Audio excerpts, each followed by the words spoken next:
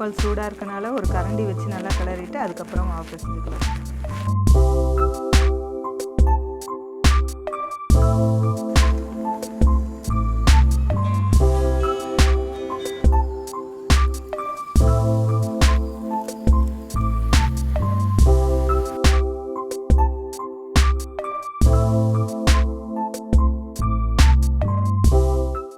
பாரம்பரிய உணவு பிரியர்கள் அனைவருக்கும் வணக்கம். நீங்கள் பார்த்துட்டு இருக்கிறது ஃபுட்டி தமிழா சேனல். நான் உங்கள் உமா முருகேசன்.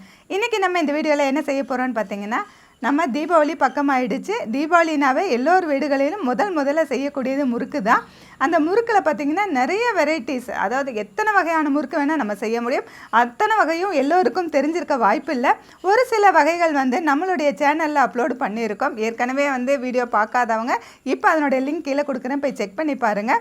நிறைய வெரைட்டி ஆஃப் முறுக்கு நம்மளுடைய சேனலில் வீடியோவாக அப்லோடு பண்ணியிருக்கோம். இன்றைக்கி நம்ம குழந்தைங்க ரொம்ப விரும்பி சாப்பிடக்கூடிய ஸ்வீட் முறுக்கு, அதாவது ஸ்வீட்டும் சால்ட்டும் சேர்ந்த மாதிரி, ஸ்வீட்லேயும் செய்யலாம், ஒரே மாவை வச்சு ஸ்வீட்டாகவும் செய்யலாம், நம்ம சால்ட்டாகவும் செய்யலாம். இந்த வகை முறுக்கு எப்படி செய்யறதுன்னு ஃபுல்லாக இந்த வீடியோவில் சொல்லியிருக்கேன். வீடியோவை கடைசி வரைக்கும் பாருங்கள். ஃபுட்டி தமிழா சேனலுக்கு சப்ஸ்கிரைப் பண்ணலைன்னா சப்ஸ்கிரைப் பண்ணிக்கோங்க. வாங்க வீடியோக்குள்ளே போகலாம். வீட்டு முறையில் தயாரிக்கப்பட்ட அனைத்து மசாலா பொருட்களும் ஃபுட்டி தமிழா சேனல் மூலமாக நானே என் கைப்பட வறுத்து தரமாகவும் சுவையாகவும் நான் கொடுத்துட்ருக்குறேன். இது சாம்பார் பொடி, ரசப்பொடி உட்பட 10 வகையான மசாலா பொடிகள் நான் கொடுத்துட்ருக்குறேன். இது தேவைப்படுறவங்க கீழே இருக்க காண்டாக்ட் நம்பருக்கு வாட்ஸ்அப் பண்ணுங்கள்.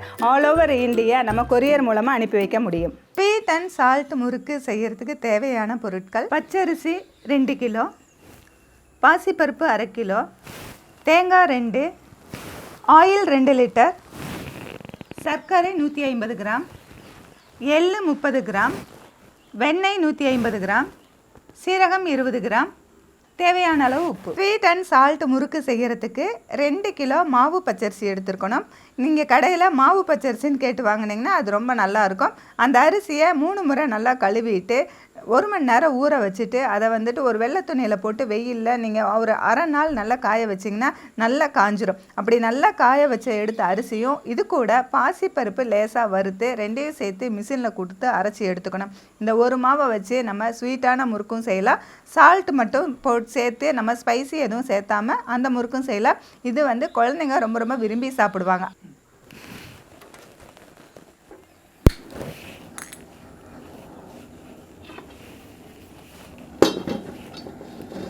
எடுத்து வச்சுருக்கிற பாசிப்பருப்பு ரொம்ப லேசாக வறுத்துக்கணும், சிவக்க வறுக்கக்கூடாது. அந்த வாசனை வர வரைக்கும் வறுத்துக்கலாம்.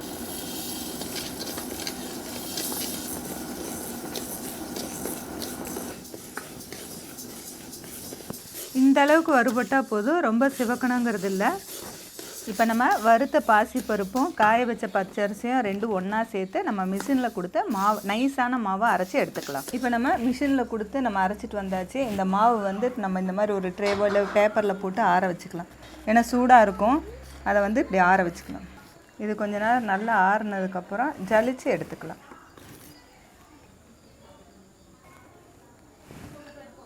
இப்போ நம்ம மிஷினில் கொடுத்து அரைச்சிட்டு வந்த மாவை நல்லா ஆற வச்சுட்டு நல்லா ஜலிச்சுட்டு இப்போ எடுத்து வச்சுருக்கோம். இந்த மாவை வச்சுட்டு நம்ம பாதி மாவு ஸ்வீட்டுக்கும் பாதி மாவு சால்ட்டும் போட்டு முறுக்கு செய்ய போகிறோம். நம்ம மிஷினில் கொடுத்து அரைச்சி ஜலிச்சு எடுத்த மாவில் பாதி மாவு இனிப்பு செய்கிறதுக்கும் இனிப்பு முறுக்கு செய்கிறதுக்கும், பாதி மாவு சால்ட் முறுக்கு செய்கிறதுக்கும் நம்ம யூஸ் பண்ண போகிறோம். அதில் இப்போ பார்த்திங்கன்னா பாதி மாவு எடுத்துகிட்டு வந்திருக்கேன். இந்த மாவு பிசைகிறதுக்கு நம்ம எடுத்து வச்சுருக்கிற தேங்காயை நல்லா அரைச்சி பால் எடுத்துக்கலாம். இப்போ நம்ம எடுத்து வச்சுருக்கிற தேங்காயை பால் எடுக்கிறதுக்காக மிக்ஸி ஜாரில் போட்டு அரைச்சிக்கலாம். கொஞ்சம் தண்ணி சேர்த்து அரைச்சிக்கலாம். தேங்காய் நல்லா அரைச்சாச்சு. நம்ம அது கூட கொஞ்சம் தண்ணி சேர்த்துக்கலாம். தேங்காய் பால் எடுக்கிறதுக்கு கொஞ்சம் தண்ணி சேர்த்துக்கலாம். இப்போ இதை நம்ம ஜல்லடையில் ஊற்றி வடிச்சுக்கலாம்.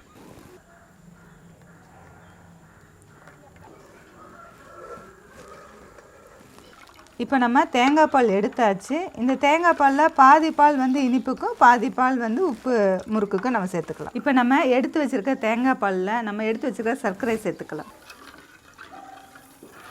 இந்த வெண்ணெயில் பாதி வெண்ணெய் இந்த முறுக்குக்கு சேர்த்துக்கலாம். இப்போ இது ரொம்ப கொதிக்கக்கூடாது. கொஞ்சம் பொங்கி வரும்போது நம்ம அடுப்பு ஆஃப் பண்ணிக்கலாம்.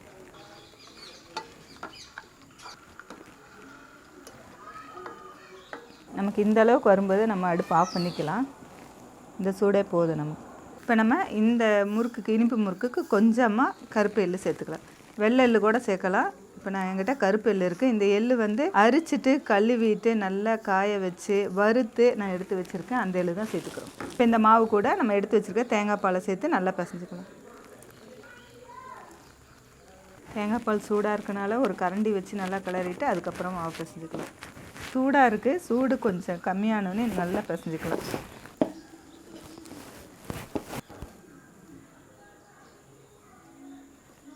இப்போ வந்து மாவு நல்லா பிசைஞ்சாச்சு.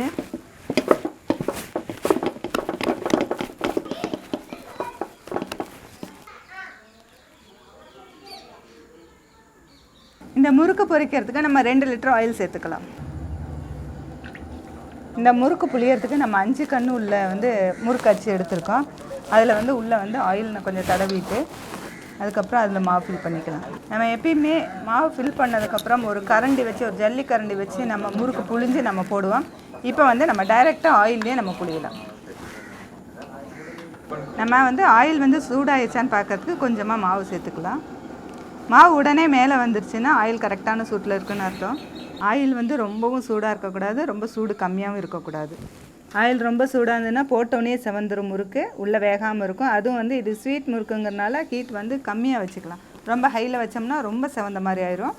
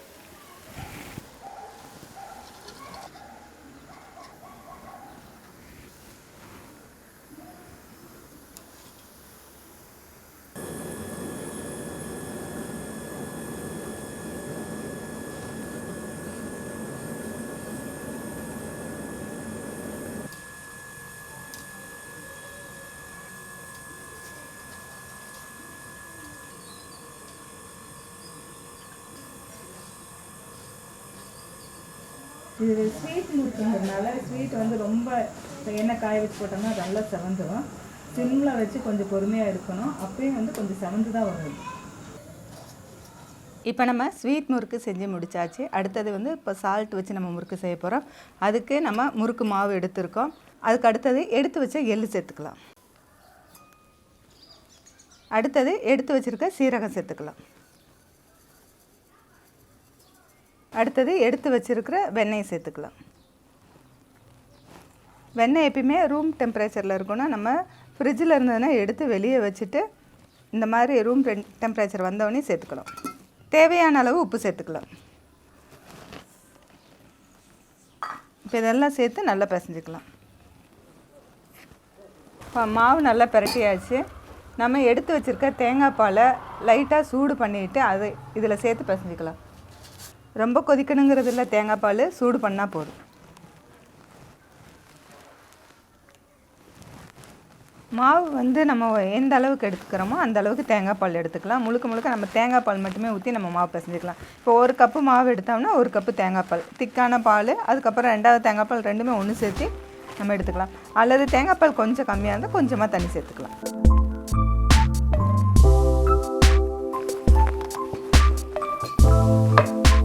மாவு வந்து முறுக்கு மாவு பதத்துக்கு நல்லா பிசைஞ்சாச்சு. இப்போ பார்த்தீங்கன்னா நல்லா சாஃப்டாகவும் இருக்கும் மாவு. ரொம்ப தனியாட்டம் இருக்கக்கூடாது, ரொம்ப கெட்டியாகவும் இருக்கக்கூடாது மாவு. இந்த மாதிரி பிசைஞ்சோம்னா தான் புளியறதுக்கு ரொம்ப ஈஸியாக இருக்கும். இப்போ நம்ம எல்லா முறுக்கும் பார்த்திங்கன்னா கரண்டியில் புழிஞ்சு நம்ம வந்து எண்ணெயில் போட்டிருப்போம். இப்போ வந்து கரண்டியில் புளியாமல் இப்படியே டைரெக்டாக ஆயிலே நம்ம புளிஞ்சிக்கலாம்.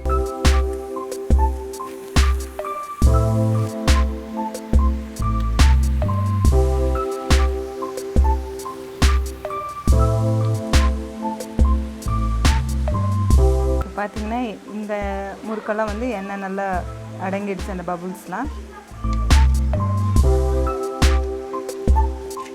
நம்ம எடுத்துக்கலாம்.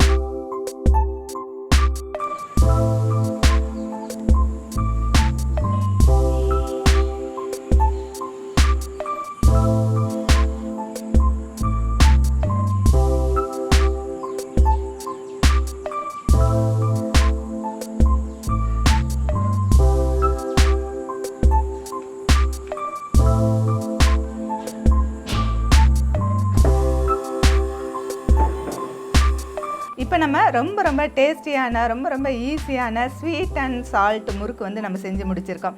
ஸ்வீட் முறுக்கு தனியாகவும் சால்ட் முறுக்கு தனியாகவும் செஞ்சுருக்கோம். இந்த ஸ்வீட் முறுக்கு பார்த்திங்கன்னா குழந்தைங்க ரொம்ப விரும்பி சாப்பிடுவாங்க. ஏன்னா அதில் தேங்காய் பால் சேர்த்து கொஞ்சமாக சர்க்கரை சேர்த்து நம்ம செய்கிறதுனால ரொம்ப டேஸ்ட்டாக இருக்கும்.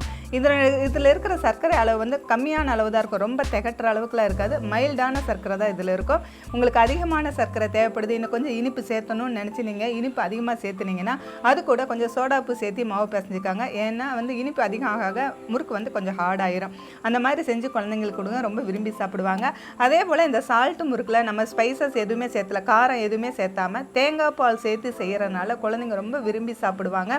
இந்த தீபாவளிக்கு இந்த டைப்பில் முறுக்கு செஞ்சு குழந்தைங்களுக்கு கொடுத்து நீங்களும் சந்தோஷப்படுங்க. இந்த வீடியோ பிடிச்சிருந்தா லைக் பண்ணுங்கள், ஷேர் பண்ணுங்கள். வீடியோ பற்றின கருத்துக்களை கமெண்ட் செக்ஷனில் கமெண்ட் பண்ணுங்கள். ஃபுட்டி தமிழா சேனலுக்கு சப்ஸ்கிரைப் பண்ணலைன்னா சப்ஸ்கிரைப் பண்ணிக்கோங்க. மீண்டும் அடுத்த வீடியோவில் சந்திக்கலாம்.